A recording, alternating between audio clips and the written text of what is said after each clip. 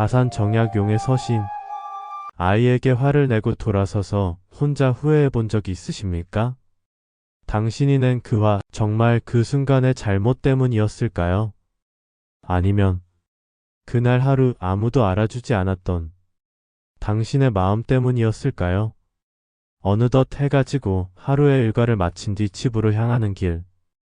몸은 지쳐 있지만 마음 한편에는 작은 기대가 있습니다.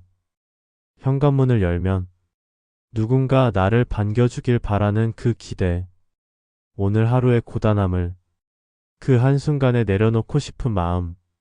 하지만 문을 열고 들어갔을 때 우리 앞에 펼쳐지는 풍경은 늘 그 기대와 같지 않습니다. 거실 불은 켜져 있지만 아이들은 각자의 화면 속에 빠져 있고 다녀왔다는 말은 허공에 흩어집니다. 돌아오는 건 건성인 짧은 대답 하나. 그 순간 가슴 어딘가가 조용히 무너집니다. 내가 누굴 위해 이렇게 살고 있는데 이 집에서 나는 어떤 존재인가. 그 생각은 말로 꺼내지 못한 채 속에서만 점점 부풀어 오릅니다. 이미 마음이 상한 상태에서 마주한 저녁 식사. 아이의 웃음소리, 숟가락 부딪히는 소리, 아무 일도 아닌 평범한 풍경. 그런데 그날따라 아이가 흘린 밥알 하나가 유난히 크게 보입니다. 그리고 결국 참고 있던 감정이 터져 나옵니다. 조심성 없이 먹는다며, 버릇이 없다며, 목소리가 높아집니다. 아이의 표정이 굳고 식탁은 조용해집니다. 그리고 그 침묵 속에서 우리는 알고 있습니다. 방금 내가 낸 화가 진짜 이유가 아니라는 것을. 그 화는 밥알 때문이 아닙니다. 인사를 받지 못한 서운함, 인정받지 못했다는 외로움, 아무도 내 마음을 몰라준다는 그 쓸쓸함. 그 감정들이 쌓이다가 전혀 다른 곳에서 터져 나온 것입니다. 하지만 우리는 그 진심을 말하지 못합니다. 왜냐하면 우리는 어른이고 부모이기 때문입니다. 부모는 강해야 한다고 배웠고 감정을 드러내는 것은 약한 것이라 여겼기 때문입니다. 그래서 우리는 서운하다는 말 대신 버릇없다는 말을 선택합니다. 외롭다는 말 대신 화를 냅니다.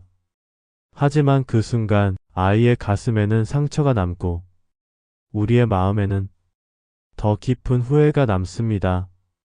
이제 한 사람을 떠올려 봅니다. 조선의 학자 다산정약용.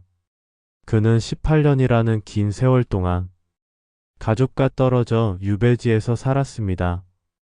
그 외로운 시간 속에서 그가 가장 많이 한 일은 자식들에게 편지를 쓰는 일이었습니다. 엄격한 아버지였던 그는 자식들을 꾸짖고 가르쳤습니다. 하지만 그 글 속에는 그 누구보다 깊은 사랑과 미안함이 담겨 있었습니다.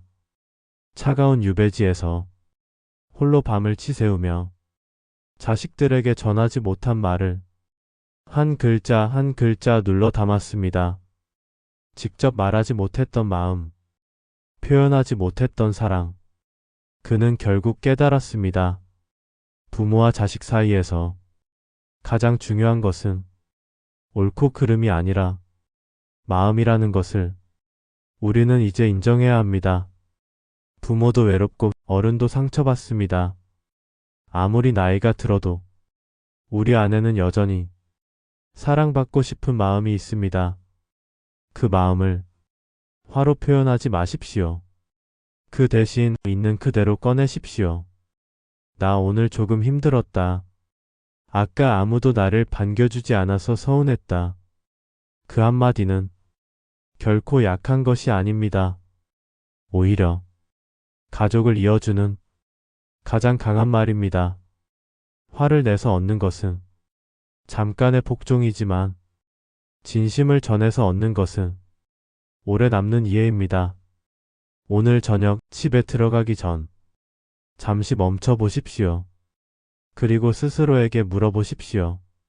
지금 내 마음은 어떤 상태인가? 지치고 서운하다면 그대로 인정하십시오.